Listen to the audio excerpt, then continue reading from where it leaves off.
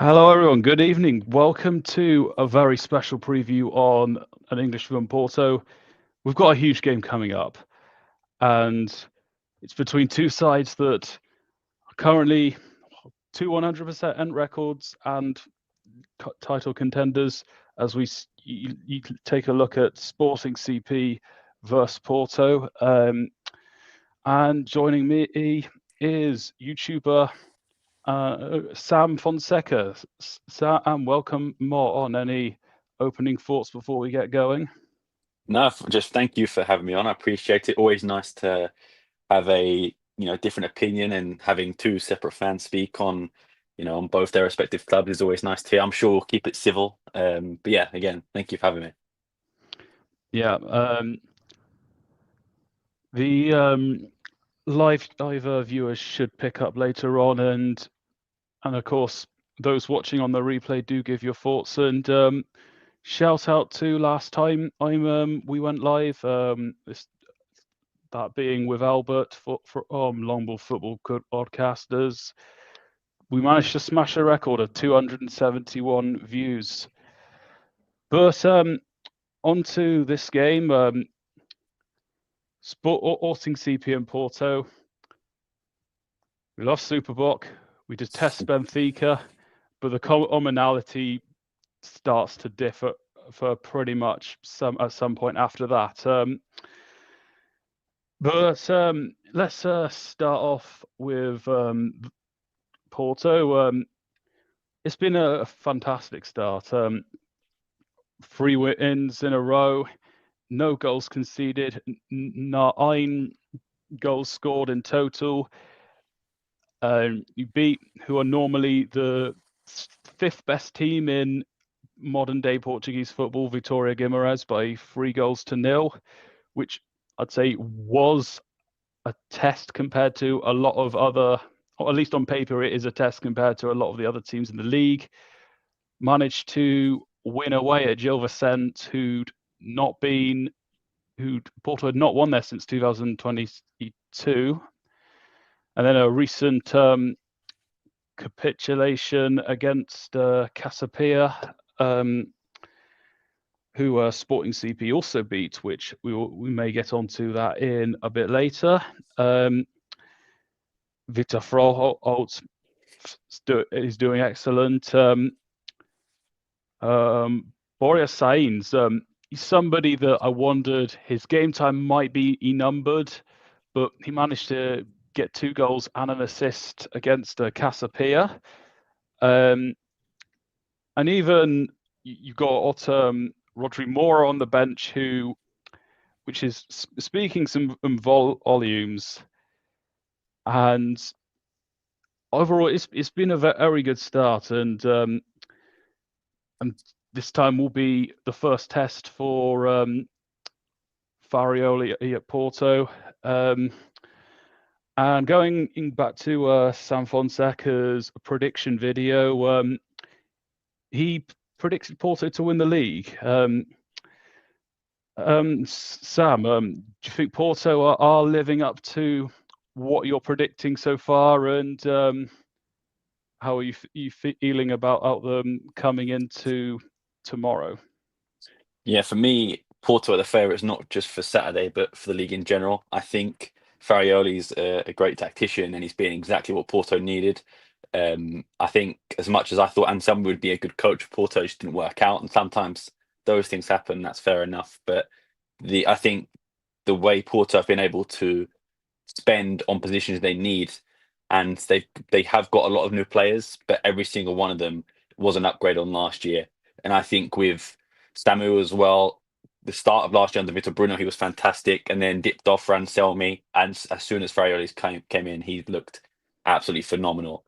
And I think if you compare the two sides at the moment, I know Porto didn't have the best time out against Gil Vicente, but you mentioned great result against Vitória, great result against Casapia, whereas Sporting went to Nacional, and until the red card, and even still after, it took us, into the 50th minute to equalise, and then the 70th to score again to make it 2-1. We looked a lot worse than Porto have this season, and we were chasing a lot of last game as well. And I think it was a warning shot for Rui Borges, like this can happen, and it did happen. And I don't know if I thought the red card was a bit harsh for them. I thought they shouldn't have, the first yellow shouldn't have been one. I thought the second yellow definitely, but I thought the first one was harsh. And I think if you look at that game and they don't get a man sent off, it's a completely different story. And it could have been a result that Sporting could have drawn or lost, perhaps one, who knows? But it definitely looked like we were chasing the game. But yeah, Porto have looked fantastic, and I still think they're my favourites to win. They've made very smart signings with Kivior coming in as well. I think that's a really fantastic and also a statement signing for Porto as well. They just look a level above the competition right now. Has that Kivior signing been announced on Porto's social media yet? No, I think it was just Fabrizio Romano and David Ornstein had confirmed it. It's not been officially announced yet, no. Okay, so but before we had got to that stage, the links were getting stronger, and normally I won't make these update videos until they're actually confirmed, but in this case I put it on my YouTube community post just to say that I will be doing content about that come the time of the confirmation. But since I last went live, a new signing did come in. Dutch-born Pablo Rosario comes in, having previously played with Nice and PSV, and somebody that Farioli knows fairly well. I don't know whether I haven't really seen him play, so I don't know what his chances are in terms of establishing himself as a week in, week out first team player. But certainly at least an exciting person to contribute.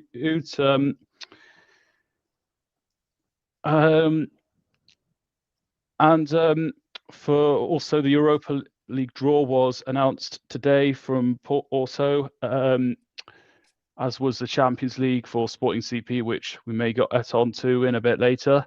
But I say the draw looks very favourable.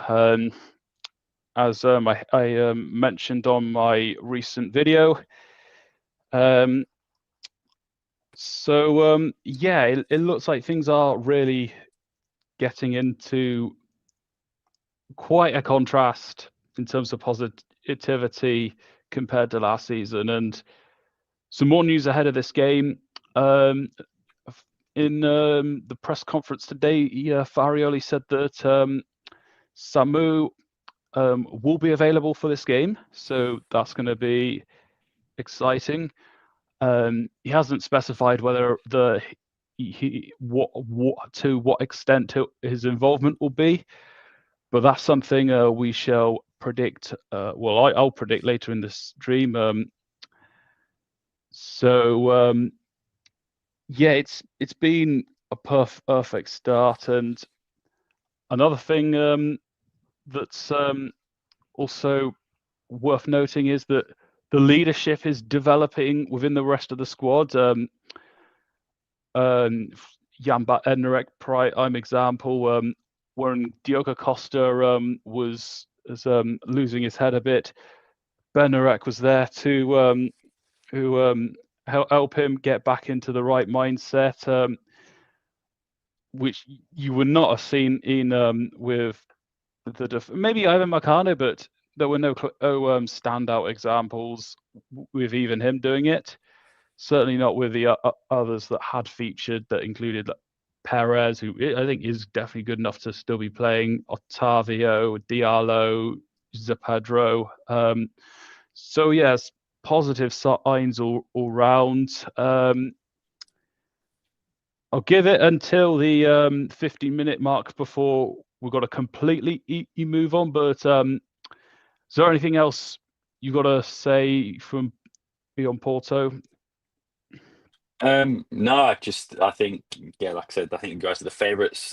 I don't know if Pepe is coming back from injury. You mentioned Samu. I'm not sure if Pepe's back, but yeah, it will be an interesting game. I think with Sporting's players, I'm sure we'll get into it later on, but we are dealing with a few injuries as well, especially to some key players. So it'll be. I think it's definitely Porto's game to lose. I know it's away from home for Porto, but I still think Porto are the favourites for this one.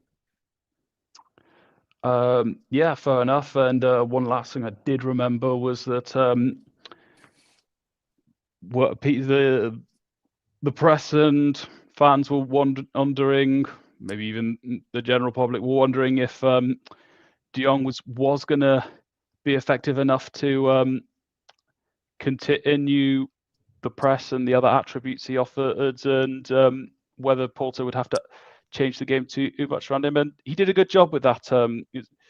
The pressing and off the ball movement. We didn't have to press so much, but definitely the off the ball work against Casapia in particular. That's where he played the. I think he played a full 90 minutes there. Certainly, at least most of the game, which he was very good. I think we can now go on to the Sporting CP side of things, where you are an expert on two-time league champions. Certainly, there are. You've got quite a few good players. Trincao, Guitamo, Gonzalez, Hillman as well. Morita, I know, is not going to be involved.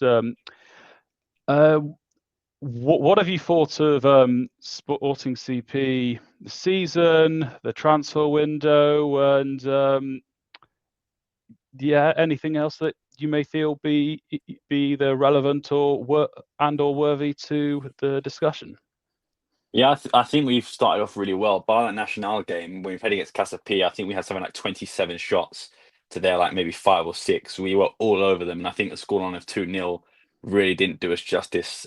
But that is also a problem with Sporting and finishing our chances. We didn't really have that against Casapia. We were a lot better against Aroca, but that was a man down. So I think when you look at it that way, um, Sporting do need to improve in that aspect. Even against Nacional, the finishing was off until the second half, but again, a man down was the case for that one as well. But in terms of overall play, I've been really impressed with Rui Borges. I know there's been a lot of question marks of him since Amorim, left and João Pereira was in there. A lot of people said that he wouldn't be able to win without Gyökeres. But I think, our first 3 games of the season, 2-0, 6-0, and a 4-1, we're scoring a lot of goals, and that's good. But we're also pretty solid defensively, bar that game against Nacional, I suppose. But I think looking at everything around sport in the transfer window, I think it's been good. I don't think it's been great, but I think we're still working towards a few more signings. Jota Silva is apparently the one coming in next, and Fotis Ioannidis for Conrad Harder, who's, I believe, going to Stade Rennes now instead of AC Milan. But a big departure there. I'm a bit on the fence with Ioannidis just because of his recent injury record and goal record, but coming in as a backup, maybe it'll do him a bit better. And having someone like Luis Suarez, who's quite prolific, especially last season, I think having those two strikers against each other is always a good sign. Ricardo Mangas has came in, looked phenomenal for the price we paid for him, was just fantastic. And against the Rocket, he was very good. I thought he was good against Nacional. I thought he was unlucky to be taken off so early as well. But I understand the need for a goal was there. In terms of other players, Suarez has looked good. I don't think his finishing is there yet, but in terms of link-up play, being able to hold off an opponent, and just overall the impact of Sporting style of play, Rui Borges style of play, has been fantastic. I think he's been the best signing so far. I think looking at everything considered, Cochevelli was okay as Nacional, I thought. Rui Silva, technically, I guess, is a new signing as well. But yeah, Luis Suarez looked phenomenal. He's obviously the marquee signing right now. I would like to see Jota Silva or another winger come in just for the end of the window, as I've not been too impressed with Jenny Katamo and Giovanni Kenders off to Chelsea at the end of this year, of course.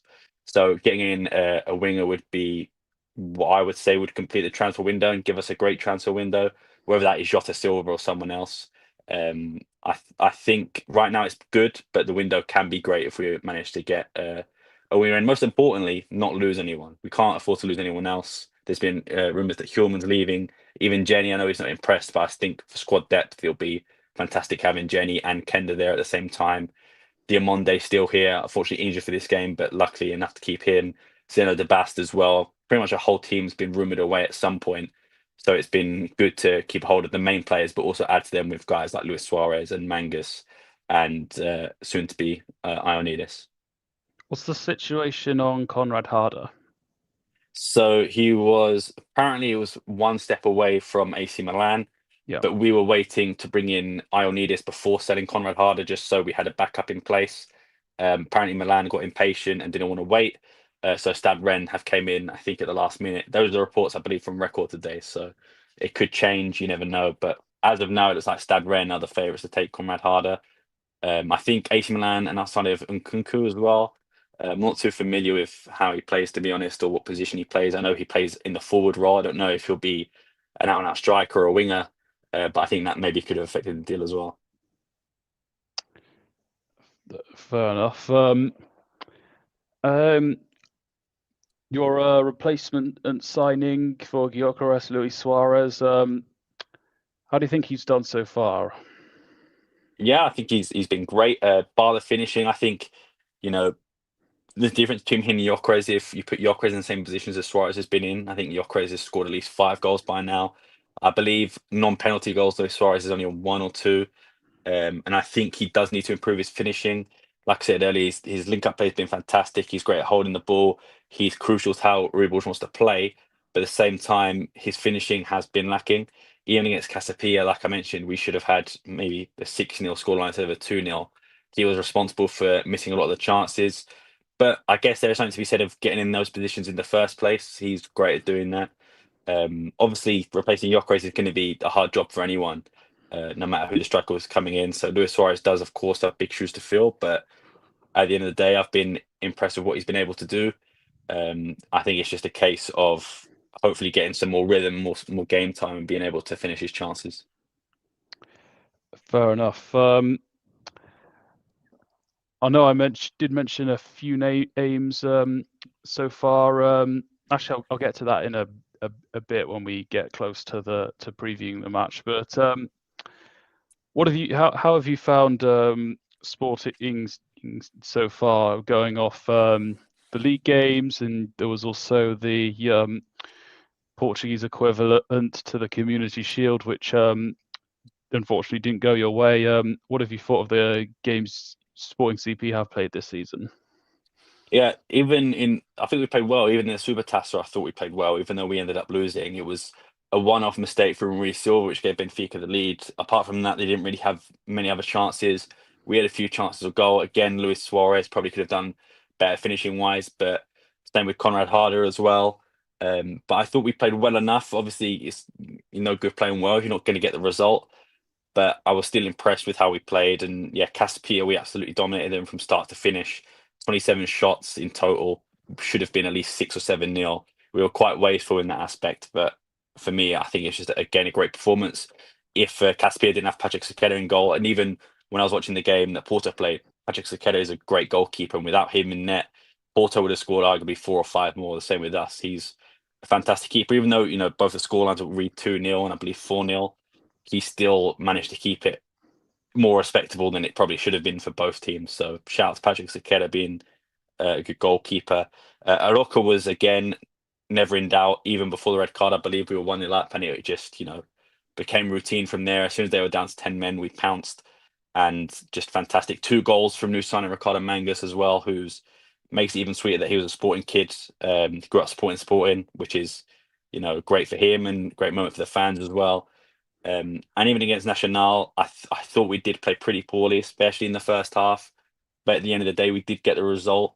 But I think against a team like Porto or Benfica, or even someone higher up the table like a Sporting Braga, even for Militao, the way they've started this season, if we leave that much space and we're that wasteful with possession and we're letting them have the space they're having from set pieces, we might be in trouble. But overall, I would say out of the 4 games we played so far, I thought we played pretty well in 3 of them. It was only that Nacional game I sort of have question marks over, but I don't think it's anything to worry about yet, luckily.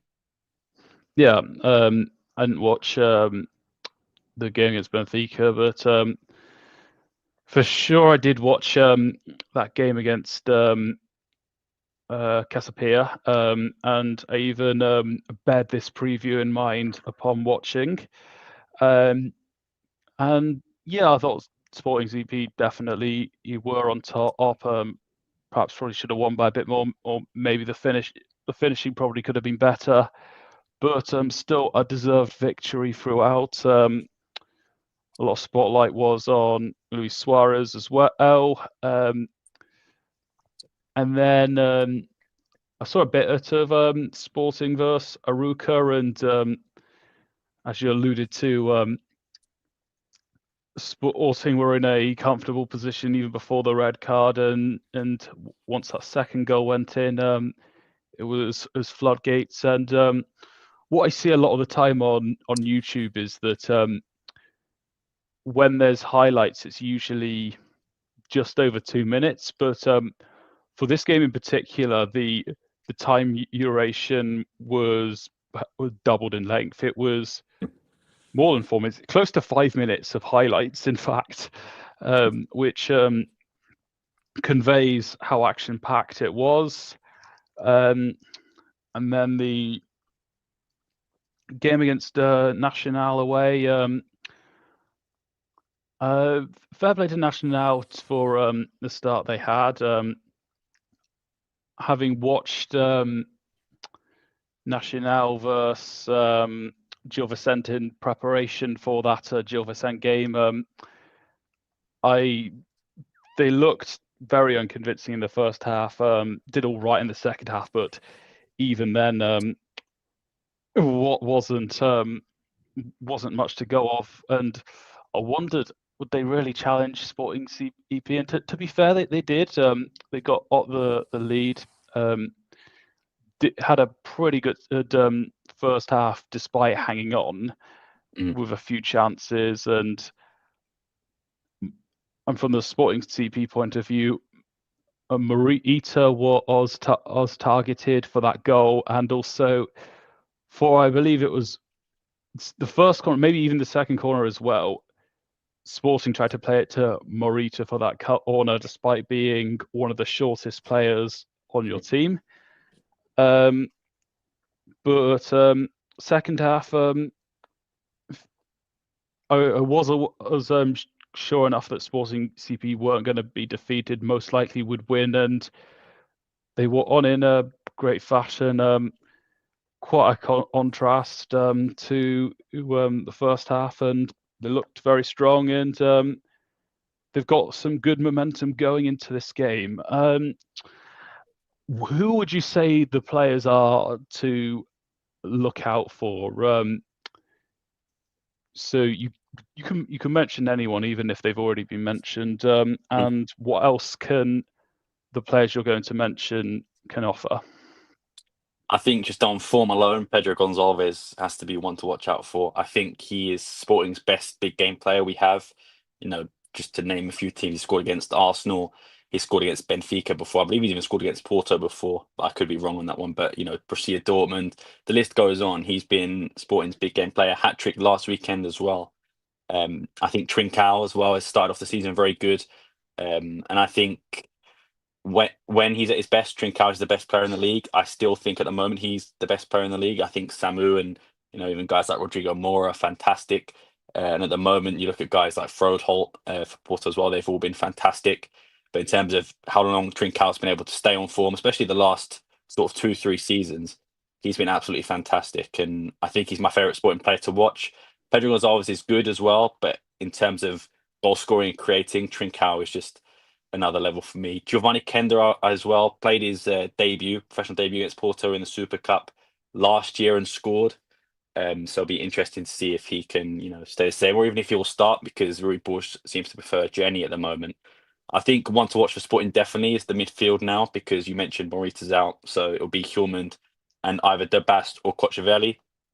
I'd imagine De Bast would sit back and replace Diamonde instead, so it'll probably be Hjulmand and Kochavelli. I wasn't that convinced by Kochavelli against Nacional. I thought defensively he was good, but offensively he didn't really offer what Morita does, or even someone like a Danny Bragança does. But at the same time, I think if there's a game, baptism of fire to prove yourself, it will be against Porto. And we saw it with Eduardo Quaresma a few years ago as well, when he was put in a lineup when we had a lot of injuries. Maybe Kochavelli could do the same. I'll name one more just in case he plays, but Mateus Reis is back from suspension. I don't know if he's going to start. I doubt it. I think Rakona Mangas will start.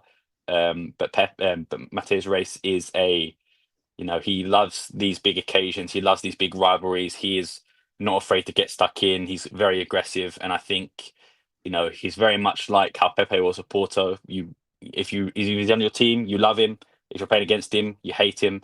But yeah, he's someone really important to Sporting. Was important last year as well. So if he does come back, I think it's a boost for Sporting. If he does play or start as well, it'll be even better. Last thing I'll ask before we get into the match preview. On the managerial front, last season, Ruben Amorim had a perfect league run before going to Manchester United. Then you had a temporary manager who the name slips my memory. João Pereira. Yeah, João Pereira, which, from what I recall, it started okay, but then things went wrong. And then Rui Silva. Rui Borges. Sorry. Yeah, Rui Borges. A lot of names to try and remember. I knew it was Rui. There's a lot of Ruiz in Portugal. You're fine. Yeah, indeed. Rui Borges. He came in and helped navigate. Not quite as exciting in football as Ruben Amorim, but I do remember he helped navigate Sporting CP, get at another title. What has he brought to Sporting CP in a way that they've benefit? And I suppose I was going to then follow it up with something ahead of this season, but I don't know how effective that question is going to be. But anyway, what has he brought to this Sporting side? I think the main thing is stability. You mentioned when Ruben Amorim left, our system, our whole club was pretty much set up for Ruben Amorim's. The formation he wanted, the players he wanted, it was all for him. So even when João Pereira came in, and to be fair, bringing in a manager with no experience was always going to be an issue. But the players just didn't take well to him. I don't know why. I don't know, if there was anything behind the scenes, if there was a lack of respect somewhere. I really don't know. But it was clear they didn't take to him. So when Rui Borges comes in, he's there to steady the ship. And he did that. He brought stability to a Sporting team that, was really spiraled out of control, not just in terms of results, but also injuries. When he came in, I believe in January, we had, I think, 8 first team players out, including Victor Gyökeres, Inacio. I think even the goalkeeper was out. Franco Israel was out for a bit. We had so many injuries. Morita was off. Pedro Gonçalves and Nuno Santos. Bragança was out for the season. All 3 of them, pretty much. So, the fact he was able to come in, and I know a lot of rival fans will, and even some Sporting fans will discredit Rui Borges and say, without Gyökeres or Hjulmand, he's not going to win. But, João Ferreira couldn't win with Gyökeres and Hjulmand. So Rui Borges definitely did come in and do something. And he's not lost a game yet. Maybe I look stupid tomorrow when the game goes and we lose, but he's not lost a single game in the league yet. He had great results in his first game for Sporting, was against Benfica, and we won. Didn't beat Porto, unfortunately, but still managed to get a point, which, against Porto is not the worst result in the world. But I think now he's been able to implement his new formation in pre-season. He did try and implement it at the start of last year, but then reverted back to the 3-back due to injuries and just due to, mid-season the players have been training this formation. A lot of the players we have been training Ruben Amorim's formation since they were professionals. Gonzalo Inacio was promoted by Ruben Amorim, has played his whole career in a 3-back. Same with Eduardo Quaresma. Look at guys like Giovanni Kender as well, Daniel Bragança. They're all used to playing in that formation. So to come and change it mid-season was going to be difficult. But now I think he's had his time to work his own formation, the 4-back. We've looked fantastic with it. And really now is put up or shut up for Rui Borges. Is he going to be able to win the league? I obviously hope so as a Sporting fan, and I don't see why not. I think he's got the team for it. Like I said, I think Porto are favourites, but I would also say don't count Rui Borges. I think he's got something up his sleeve. Even at Victoria, I was really impressed with how he was able to do that, and Morientes before that. I think he's definitely someone to watch, and I think a lot of people are underestimating him, and I think that works in his favour. And the managerial presence of Rui Borges does give you an advantage over Benfica, or I'd say Bruno Lage, for good and for bad reasons, is a Portuguese Gareth Southgate. And one of the bad reasons is that he struggles in the big games. And the examples being the E2 games against Sporting CP last season. You can't say a Porto last season, but Porto were in a dire state, so Yeah. it's not a comparable example. But on to this preview. Last few seasons, instead of doing the maths, I'll go off the examples. Two draws and 2 wins in the last 2 seasons. The draws being at the Dragao and the wins being in Sporting. Gyökeres was on the score sheet in both of the home games, scored a penalty in penalties in both. And then the 2022-23 season, Porto won home and away. And the other notable game was the cup final where Sergio Conceição managed to win in the tournament in his last game as manager. Going into this game, Sam, what are you anticipating kind of throughout the full 90 minutes? I think it's going to be a fiery one. I think it always is. I think both sides don't like each other.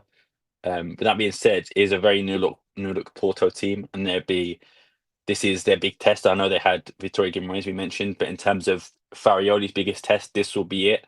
But it's the same for Rui Borges as well. He is, like I said, new formation, new team.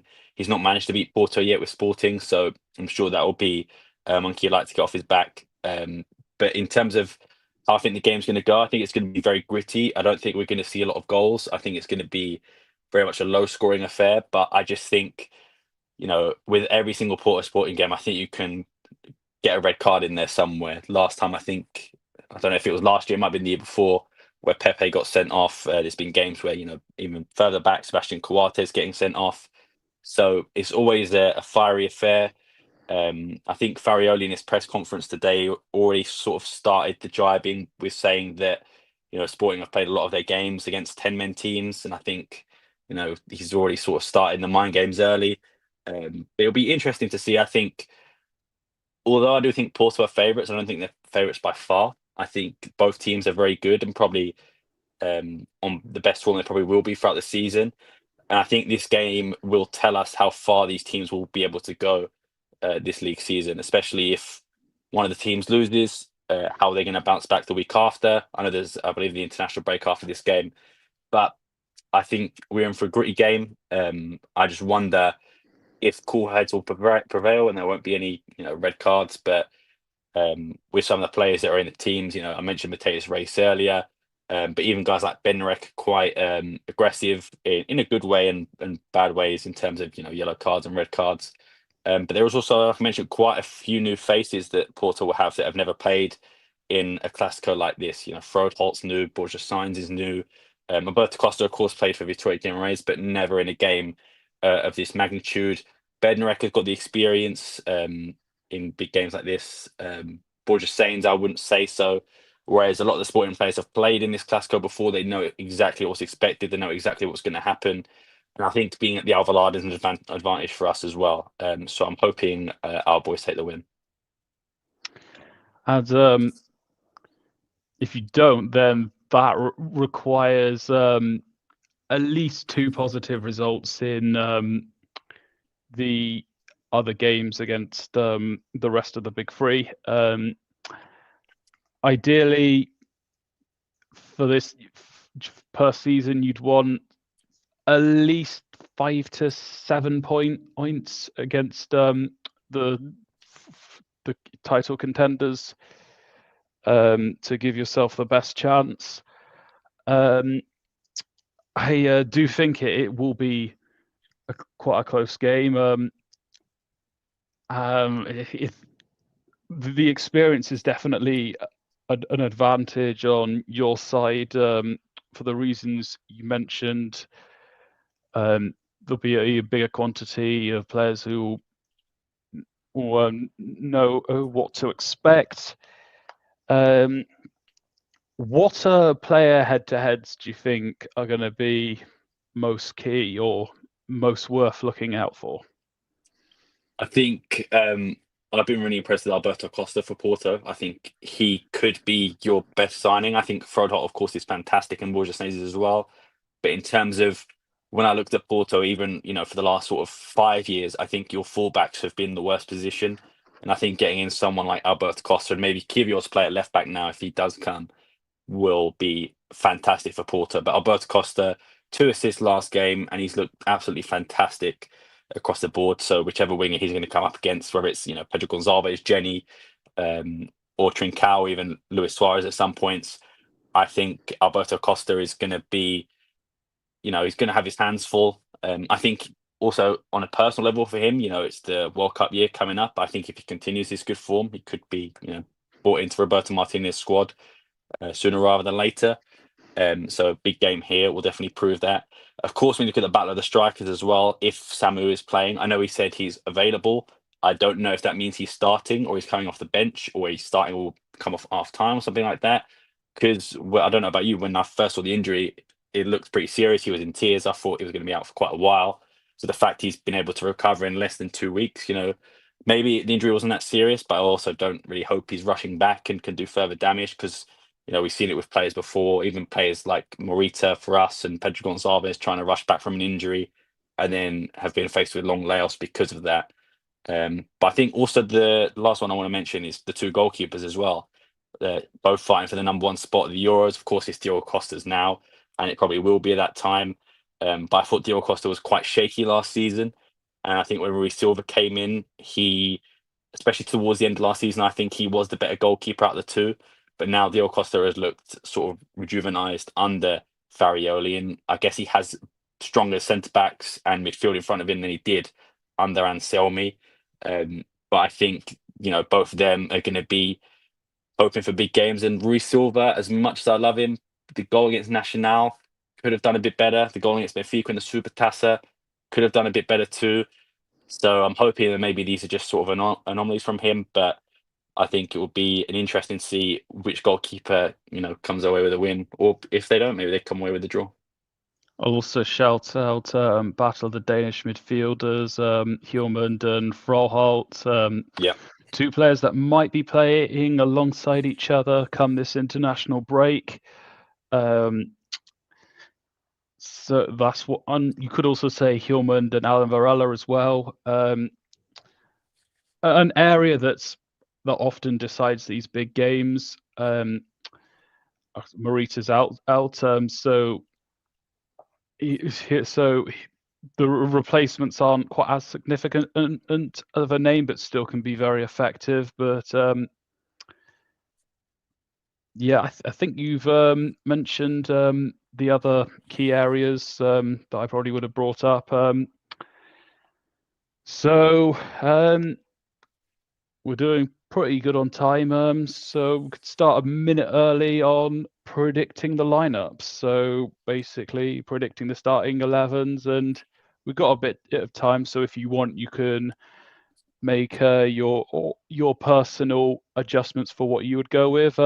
But Sam has the home side. I'll let you go first. What do you think Rui Borges will do for Sporting in terms of the lineup? Yeah, I think definitely in goal is Rui Silva. The question marks I have is with the entire defence really, because Fresneda has been in the last few games, but we've signed Vagianidis from Greece, and I would personally say that he's looked better than Fresneda has already in a short amount of time. I know it's only been 3 games, but I think Vagianidis has looked a bit better. But maybe in terms of just what you're used to, maybe play Fresneda there. And then the fullbacks, Maxi Arujo is out. Of course, Nuno Santos is still out with injury. I would assume Ricardo Mangas is going to play there, but it could easily be someone like Mateus Reis. But for now, I think Mangas will take that just because in terms of match fitness, it will go to Mangus. And then the centre backs, Diamonde's out, so I assume it will be Inacio and De Bast. But looking at the other centre backs, could it be Inacio and Quaresma? St. Just is apparently on the way out, but he's not gone anywhere yet. Could it be Inacio and St. Just? I really don't know. I think that's a question mark. If I was a betting man, I would say Inacio and De Bast. Then the midfield I mentioned earlier, I think Hjormund and Cotravelli. But again, that could easily just be the Bast, or maybe Cotravelli comes off at half time or in the 60th minute, and then the Bast moves further up. Because as much as I think the Bast is a great centre back, last year I thought it was fantastic in the middle of the park when Morita was out, and I think he's definitely got that position in his locker and in his game. So I wouldn't be surprised if he was there. The wingers, I mean, I think Pedro Gonzalez and Trincao are locks. I personally would start Giovanni Kenda. I've really not been impressed with Jenny so far, and I think Jenny is a better off the bench player. I think when Jenny starts, sometimes he can be a bit frustrating to watch, and I think against tired legs is where Jenny works his magic a bit more.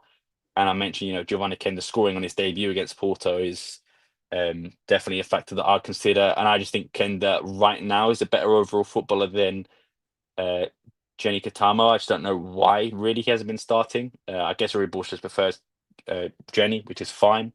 But I would personally start Kenda, and then up top Luis Suarez, and then in the middle, sort of behind the striker, I put Pedro Gonzalez there. So I'd say Trincao on the right, Jenny on the left, and Pedro Gonzalez in the middle, and then Suarez up top. Okay. Any personal adjustments, or would you go with what you think? I would personally start Katamo instead. Sorry, I would rather start Kenda instead of Jenny. The centre back I'm really not sure on, because I would personally maybe start Eduardo Quaresma and Inacio, and then play De Bast in the holding midfielder role. But I also think De Bast is going to be used primarily as a centre back, and we've brought Cotravelli in for a reason, and that is to be the backup to Morita. So I think I would personally have De Bast in the middle, but I think it will be Cotravelli. Okay, and so on to my side. I think we'll still go with a 4-3-3. Diogo Costa starts in goal. Alberto Costa, I would very much expect to be the right back. Centre backs, Jan Bednarek, Nohan Perez. And then the left back position, Francisco Mora came on as a substitute at halftime against Casapia and played the full second half. So I think he's going to come back and start in that left back position, and I think that would be a more viable option than starting Zaidu Sanusi and bringing Francisco Mora off the bench in the second half. But I'm sure he'll play maybe 70 minutes, maybe potentially more. However, will be appropriate, and I'm sure Zaidu or somebody else will facilitate the remaining time if Mora needs to come off. The midfield, Alan Varela, I expect, will be the main defensive midfielder. Rita Froholt, I think, will start again. The only thing I was questioning on in regards to the midfield is whether Gabri Vega will continue to start, and whether Farioli thinks that normal midfield three will be stable enough against Sporting CP side. So it's mostly a question of would he bring in Estacchio and have him and Varela as a double pivot, and Froholt having more attacking responsibilities, or whether Froholt does play more defensively than he has done in the previous games. I think Gabri Vega will probably keep his place and probably have the most attacking responsibilities out of that midfield three.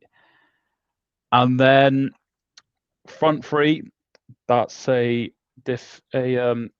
challenging one to predict. Boya Sainz, I think, will definitely start. There's an argument where you could put Sainz on the right, and Sainz did score or from that right-hand flank in the second half against Casapia, and Sifin Rodrigo Mora on the left. But I'm not too sure that's going to happen. And then the striker position's also what on to wonder about. But having thought about it, especially the wide positions, I think William Gomez is going to start again. He probably had his best game in a Porto shirt. The only other ones that kind of stand out was that game against Al Ali. But I think he'll be there on that right hand side. Boya Sainz, I think, will start on the left, and I'm a bit 50-50 on who starts as the striker, but I think it's more likely to be Luke De Jong, simply because if we're in need to chase a goal, then it's probably easier to have to take De Jong off as opposed to having to take Samu off. So I'm split on it, but I think De Jong will just about get that start, and then the names I mentioned earlier, Estacio, Mora, and Samu will be bench players, potentially even impact subs.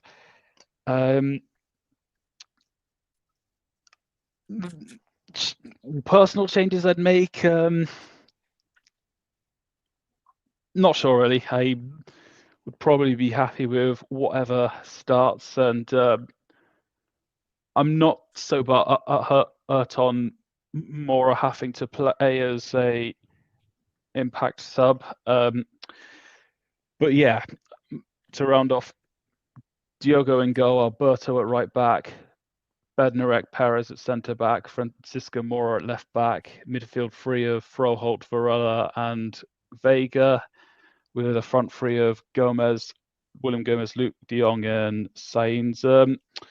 So now on to score predictions, and we have another viewer come in. Do give us your score prediction, and for those who are watching on the replay, leave your score predictions in the comments. We'll go to you first, Sam. What's your prediction? So I know it's going to contradict everything I just said, but I can never vote against my boys or bet against my team. I can never do it. So I'm going to go with a sporting win here. I think it'll be one of those where it'll be 1-1 for a lot of the game, and I think both teams will be chasing, but it'll be, either a last-minute counter or a last-minute set piece to give Sporting a win. If I was to predict the goal scorers, I'll say Pedro Gonzalez for the first, and I'll say Gonzalo Inacio for the second, and then for Porto, I think Borja Sainz will probably score for you guys. Okay. On neutral ground, I'd definitely be very confident in a win. This is a game that I think definitely can go either way. My thinking is I'm going to go for a 1-1 draw. I think the fact that Sporting CP are at home is going to be an added advantage. The experience of the players in the East fixture helps in your favour. But Porto are in a stronger position than they were last season when they played this fixture, which was actually 11 months ago, as a matter of fact. So similar time in the season. So yeah, I think we're going to see a balanced one. I was close to predicting a 2-2, but but with the low scoring potential you hinted at, I think that kind of sealed my thinking that this is going to be a 1-1 draw. But definitely a more beneficial result for Porto than for Sporting CP. Any final thoughts ahead of? Oh, and I don't usually do goal scorers, but if I am to do, I think I'll go for. I'm conflicted between. Is Trincao available? Yeah, he is. Yeah. Yeah, I'm conflicted between Trincao, Gonzalez. I'll say the other one on the sit gets the assist. To be a bit different, I'll say Trincao. But I'm thinking they're either of them are going to be either most likely goal scorers on the Sporting end, and something's telling me that Samu will be a super sub, but I don't think that's the most likely outcome. I'll say William Gomez scores. So yeah, I'll say yeah. I'll go for Gonzalez to score, but if it's 2-2, then both will score. But and Gomez to score on the Porto end. Any final thoughts? No, I think it's going to be one of those games. I don't know if you saw the stat between Estrella and Alverca the other day, where the ball was in play for only 36% of the entire game. I think it's going to be something like that. There's going to be a lot of stoppages, a lot of set pieces, a very gritty game. But I think, I guess the better team's got to win. Maybe if they don't, it's a draw. But I'll be interested to see who does walk away with the win, considering both teams are in such good form. And I think this game really sets the tone for, who the favourites are going to be this season. Yep. And at least 3 bottles of Superboc will be drunk on my end. The past few times I've bought them in preparation for the big Lisbon teams. I've bought 6 bottles, although I don't usually drink that much, or at least I don't end up needing to drink that much in one game. But yeah, I'm sure, and I'm sure Sam will have similar preparations. But thanks for coming on and helping with the preview, giving insight on your team and even the rest of the league as a whole. Where can the viewers find you? So my is just below me, but if you're, listening on audio, it's just Sam Fonseca. I do YouTube mostly about Liga Portugal, but I'll do a few other stuffs on there. I uploaded a video today about what happened to Bebe, the star who went to Manchester United. Very interesting story, so I would recommend check it out. It's only about 15-20 minutes long, so it doesn't take up too much of your time. And on the other side as well, I do host a sporting podcast called All Things Arvalade. You can find that on social media and all podcast platforms anywhere. I do that along guys with Richard, Danny, and Chris. So shout out to them as well. If you're a sporting fan, if you're not, we love to hear from everyone. So yeah, make sure you follow both the podcast and myself, and subscribe to both of them on YouTube as well. And I'm guessing your preview for this game is out on that podcast. Correct, out on Spotify, YouTube, and Apple Podcasts. I better check it out before the game. And I also do need to get around to watching the video about Ebe, but definitely the court case video on Victor Gyökeres, that's a standout video to watch. That of course drew me into your channel. Once again, thanks very much for coming on, and I'll definitely hope you'll be available again for the reverse fixture. You're welcome back on, and of course, do you think you'll be up for coming back for that reverse fixture? Yeah, most definitely, especially if we win. If we lose, I'll be back at either time. So yeah, again, thank you for inviting me. It's been a pleasure talking to you, and great to just have a conversation about both our respective teams. Yeah. A live a live review of the upcoming match potentially is coming up. Kind of depends on on what happens if in the game. If there's not much to talk about, I'll do a short on it. If there is a lot of talking points, I'll go ahead with that stream. And next live preview will likely be either Rio Ave, Aruca, or the Europa League. I'm not going to be able to preview the Nacional game because I'm going to be flying over to Portugal that week. But yeah, thanks to everyone who's